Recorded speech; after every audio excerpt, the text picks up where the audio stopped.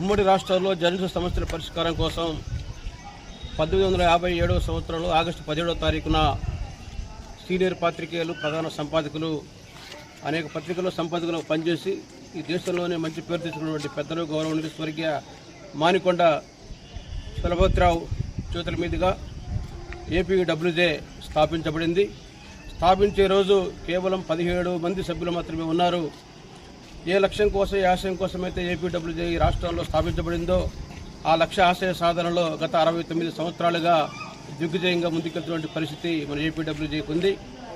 ఈరోజు రాష్ట్రంలో అన్ని సంఘాలు ఏ విధంగా అయితే ఉన్నాయో, వివిధ రంగాల్లో పనిచేసేటువంటి వాళ్ళందరికీ సంఘాలు ఏ విధంగా అయితే ఉన్నాయో, పాత్రికేయుల సమస్యల పరిష్కారం కోసం కూడా ఒక సంఘం ఉండాలనే ఉద్దేశంతో, ఒక మౌనోత్తమైనటువంటి లక్ష్యంతో, ఆశయంతో ఏపీడబ్ల్యూజేను ఉమ్మడి రాష్ట్రంలో ఆ రోజు స్థాపించడం జరిగింది.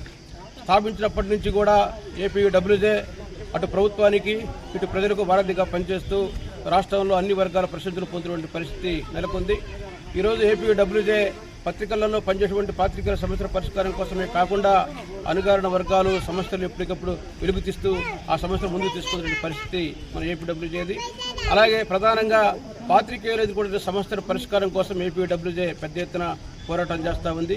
ఆ క్రమంలోనే రాష్ట్రంలో చాలా అందరికీ గతంలో ఆర్టీసీ బస్ పాసులు కానీ, అక్రిడిటేషన్స్ కానీ, ఇళ్ల స్థలాలు కానీ, నివాస స్థలాలు కానీ రావడం జరిగింది.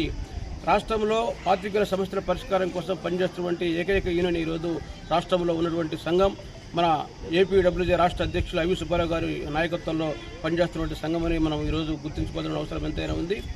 ఏపీడబ్ల్యూజే స్థాపించిన తర్వాత ప్రతి 2 సంవత్సరాలకు ఒకసారి యూనియన్ ఎన్నికలు జరుగుతూ ఉన్నాయి.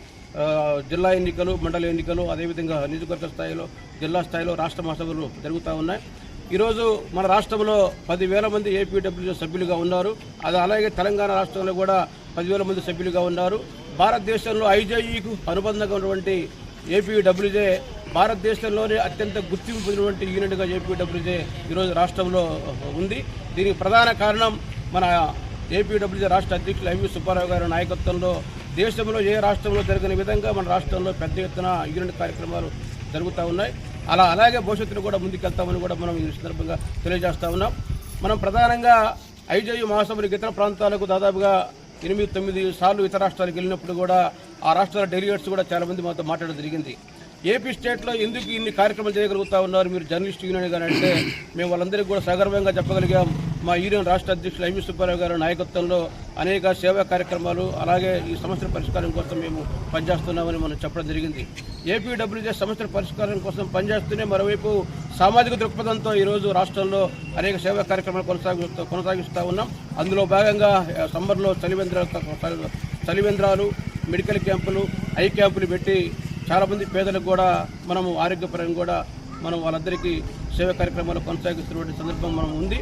అందువల్ల ఏపీడబ్ల్యూజే రోజు రోజుకు మరింత విస్తరిస్తూ ముందుకు పోతున్నటువంటి పరిస్థితి.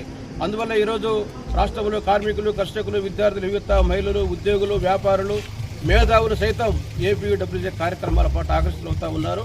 ఏపీడబ్ల్యూజే మరింత నిర్మాణాత్మకంగా ముందుకు సాగుతూ ఉంది.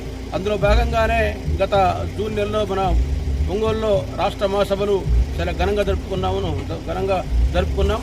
ఆ రాష్ట్ర మహాసభలకు రాష్ట్రంలోని అన్ని జిల్లాల నుంచి పెద్ద ఎత్తున డెలిగేట్స్ రావడంతో పాటు తమిళనాడు, కేరళ, అలాగే కర్ణాటక, తెలంగాణ రాష్ట్రాల నుంచి, ఢిల్లీ, పంజాబ్, హర్యానా నుంచి కూడా పెద్ద ఎత్తున మన ఐజేయు నాయకులు రావడం, వాళ్ళందరి సమక్షంలో కూడా మన జాతీయ అధ్యక్షుడు కె శ్రీనివాసరెడ్డి గారు, గతంలో నేను చాలా రాష్ట్ర మహాసభలకు వెళ్ళాను, ఏ రాష్ట్ర మహాసభలు కూడా ఈ రకంగా జరగలేదు, ఒంగోలు జరుగుతున్నటువంటి మహాసభలు చాలా దిగ్విజయంగా పూర్తి అయినాయి, హిస్టారికల్గా ముగిసిపోయి మహాసభలను కూడా ఆ రోజు చెప్పడం.